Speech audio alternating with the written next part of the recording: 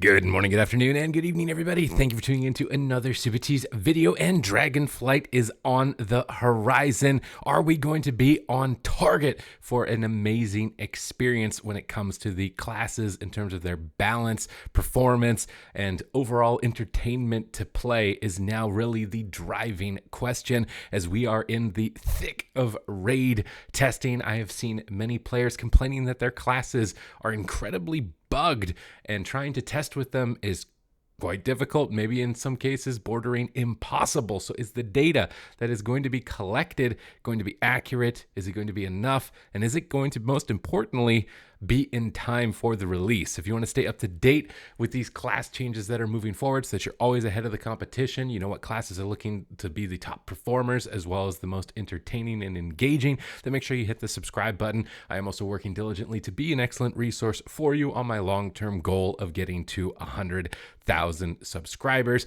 And I, of course, always want this information to be as credible as possible. So in this recent round of updates from their raid testing, we're going to see some buffs and nerfs to classes.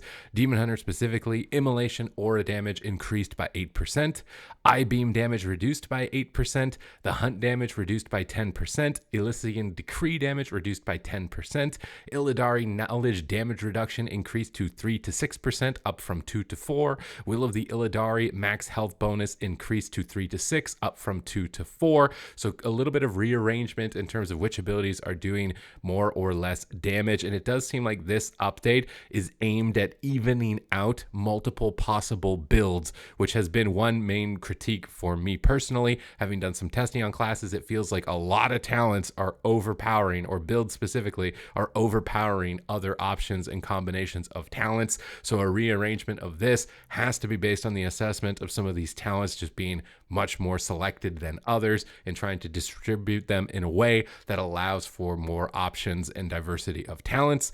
Now for Havoc specifically, Chaos Strike annihilation damage reduced by 10%, Blade Dance death sweep damage increased by 18%.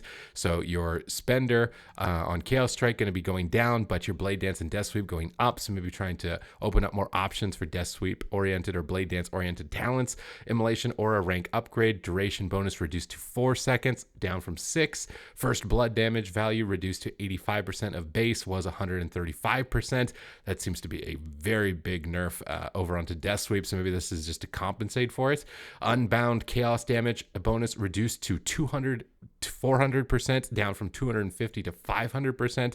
This is a big nerf to your Fell Rush burst damage. Isolated prey eye beam damage bonus reduced to 25%, down from 30%, and your inner demon damage reduced by 15%. So a lot of area of effect burst kind of nerfs being applied to Havoc Demon Hunter at the moment. Elysian Decree now for Vengeance no longer deals 10% reduced damage when spec'd into Vengeance. Focused Cleave damage bonus reduced to 30%, down from 40%. Fell Flame Fortification, that is a fun alliteration, I will be honest. Damage reduction increased to 10%, up from 6%. Revel in Pain maximum absorb value increased by 50%. And Cycle of Binding cooldown reduction per applied sigil increased to 3 seconds, up from 2. It seems to me at the moment, if you're looking at tanks, that Prot Warrior, since this recent update where Thunderclap is going to apply Rend, and they're going to be doing a tremendous amount of damage. Like Prot Warrior is looking really strong. Mind you, that can be dangerous when you are that strong in beta phase of testing, because it usually means all eyes are on you. But at the same time, Prot Warrior hasn't had really a time to shine in a long while. So maybe they are just going to let Prot Warrior go up to the top in terms of performance for Mythic Plus. But some rearrangements for Vengeance Demon Hunter here. Now, Rogues receiving some pretty big buffs, considering they got nerfed pretty heavily in the recent round, and now they're getting buffed. So a little bit uncertain here. Rupture damage increased by 35%. Ambush damage increased by 20%. Instant poison damage buff 13%. Wound poison damage buff 13%. Shiv damage increased 20%. Sepsis damage increased 20%. Echoing reprimand damage increased 20%. For Assassination Rogue, Garrote specifically increased by 35%. And Venom damage 25% increase. Mutilate damage 20% increase. Fan of Knives damage increased by 15%. Deadly poison damage increased by 13%. Death Mark damage damage increased by 20%. Internal bleeding increased by 20%. Serrated bone spike increased by 20%. Crimson Tempest damage increased by 15%. Amplifying poison damage increased by 13%. King's Bane damage growth per poison increased to 20% from 15%. Indiscriminate Carnage cooldown reduced to 60 seconds, down from 90. Seems like a really good patch for assassination. It must be underperforming by a huge margin when it comes to raid testing. Now, when this carries over into PvP, could be really nasty for how good assassination could be. Just right off the rip of reading this. Outlaw, looks like you're going to be getting more nerfs. Dispatch damage reduced by 14%. Pistol shot damage reduced by 5%. Roll the Bones broadside damage bonus reduced to 15%, down from 20. Roll the Bones true bearing CDR reduced to 0.5 seconds. That's a big nerf, down from 1 second. Your cooldown reduction, that was the main thing, making you like an engine of just unending powerful cooldowns. Roll the Bones ruthless precision crit bonus reduced to 15, down from 20. Roll the Bones skull and crossbones bonus sinister strike chance reduced to 25, down from 30. Roll the Bones buried treasure energy regen increased to 5, up from 4. So maybe trying to redistribute the value of the buff so it's not as damaging if you're not getting certain ones. I would imagine is the goal here, and maybe overall bringing down the strength of them, as most of them are getting nerfed. Opportunity bonus sinister strike chance increased to 35%, up from 30. Combat potency energy regen increased to 25%, up from 20. Fatal flourish, they really like these F alliterations. Chance to generate energy increased to 65%, up from 60. And similarly, dispatched max stacks reduced to 5. It was previously 7. For subtlety, you're seeing a 4% eviscerate damage nerf. This okay. Relentless strikes energy restore reduced to 5 from 6. Improved shadow techniques energy generated reduced to 3 was 4. Replicating shadow damage bonus reduced to 20% was 30. Veiled touch damage bonus reduced to 5% was 8. Deeper daggers damage bonus reduced to 8 and 16%, down from 10 and 20. So nerfs overall for subtlety, but do remember there were buffs here to any of these options if you have these spells available to your specialization. Now for Hunter, Arctic Bola, the new talent, is going to be having its damage and chance to be activated being doubled. Again, trying to increase the viability of more talents, I can imagine. Beast Cleave will no longer be improperly activated by kill command or stomp damage. Dire Frenzy talent damage bonus increased to 30 to 60 for ranks 1 and 2. Dire Beast damage increased by 50% even further. Call of the Wild has received several bug fixes. This is the stuff that we want to see, because at the moment it seems like the biggest complaint for most players is that things are just bugged and don't work. So let's see what's going on here for Hunter. Wild Instincts should no longer incorrectly grant charges of Barb Shot while the Call of the Wild is no longer active. That seems like a really big nerf. That's a buff that was helping you. Bloody Frenzy and Wild Instincts should no longer give their effects without knowing the appropriate talent. Wait, you were just getting extra talents even though you didn't have the talents? I gotta be honest, like, this is really troubling seeing stuff like that. Like, that just makes me think, like, does anything I have do what it says it does? And am I getting things that I didn't take? Like, it's a bit worrying. When multiple pets are summoned from Call of the Wild, it should no longer be possible to get multiple stacks of Predator's Thirst, Endurance Training, or Pathfinding. Wild Instincts now properly checks for focus to be spent before causing a Barb Shot reset. Call of the Wild should properly be reset upon encounter end. Brutal Companion has received several bug fixes. Brutal Companion no longer causes your pets to consume focus when doing their extra pet special attack when your pet is above 50 focus. Brutal Companion damage bonus lowered from 100% to 50%. Brutal Companion now properly works with pets that use Claw. Brutal Companion's damage bonus no longer incorrectly applies to all special attacks from your active pet. And Brutal Companion no longer causes the special attack to deal damage or bonus damage if your pet is above 50 focus. Developers notes, pet focus management is not intended to be a part of the Brutal Companion talent. It should provide some extra special attacks from your pet. If this interacts with the above 50 focus threshold damage bonus, you might feel compelled to manually handle the casting of your pet's ability to always get maximum damage benefit while at 3 stacks of Barbed Shot. We wouldn't want BM hunters to have to think too much. I totally understand why they don't want to do that, given the track record of BM Hunter players. Of course, I'm joking. Please don't get too mad at me in the comments. But lots of bug fixes for Hunter. Now moving on to Windwalker. We've got Storm, Earth, and Fire Spirits now correctly cast Strike of the Windlord. That's pretty important. Resolved an issue that could prevent Storm, Earth, and Fire Spirits from copying your abilities. So you're just flat out cooldowns, not even doing anything. Storm, Earth, and Fire now has 2 charges. That's a big buff. Thunder Fist damage reduced by 30%. Now for Mistweaver, fixed an issue causing overflowing mist to be applied from Tear of the Morning's AoE enveloping healing. Zen Pulse damage increased by 20%. I'm wondering how much they're going to have to buff this to make it viable. Echoing Reverberation increases the effectiveness to 80% of Zen Pulse's value was 70. Accumulating Mist increased effect to 25% per stack, up from 20%. Spinning Crane Kick damage reduced by 10% for Mistweaver. Interesting. So the AoE damage of Mistweaver looking like it could be a little bit too powerful for them when it comes into raid testing, but for healing overall, you're getting a lot of buffs and bug fixes.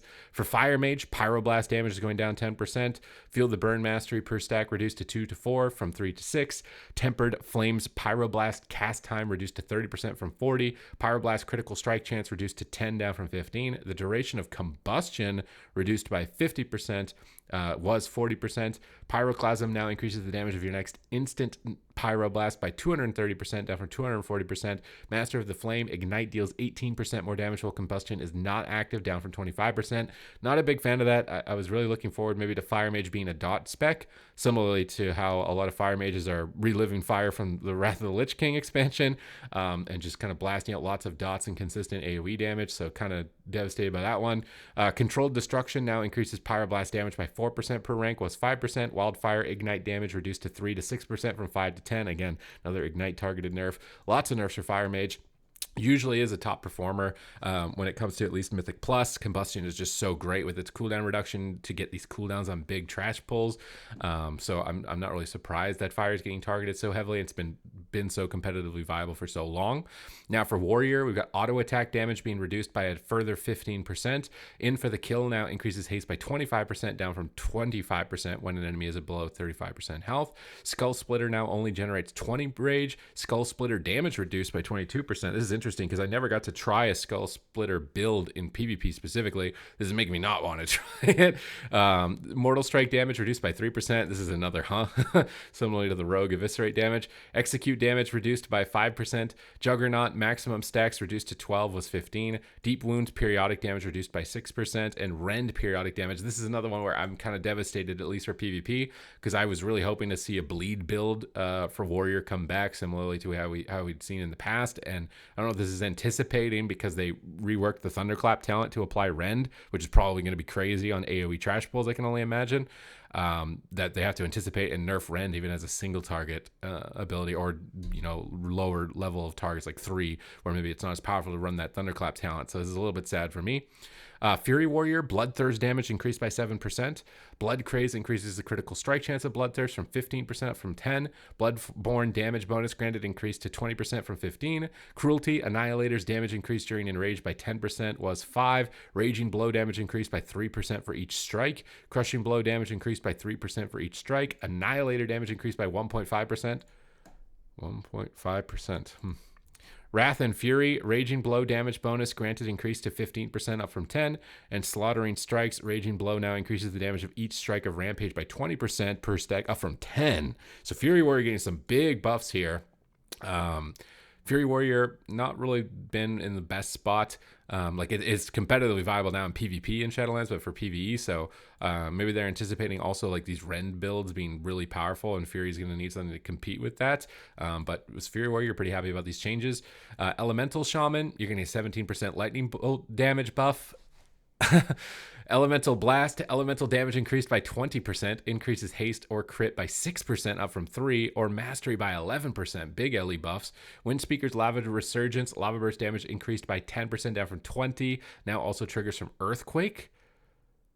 Wait, you're going to be able to get instant Lava Burst from your Earthquake? Someone needs to correct me on that, but I'm pretty sure that's what this is.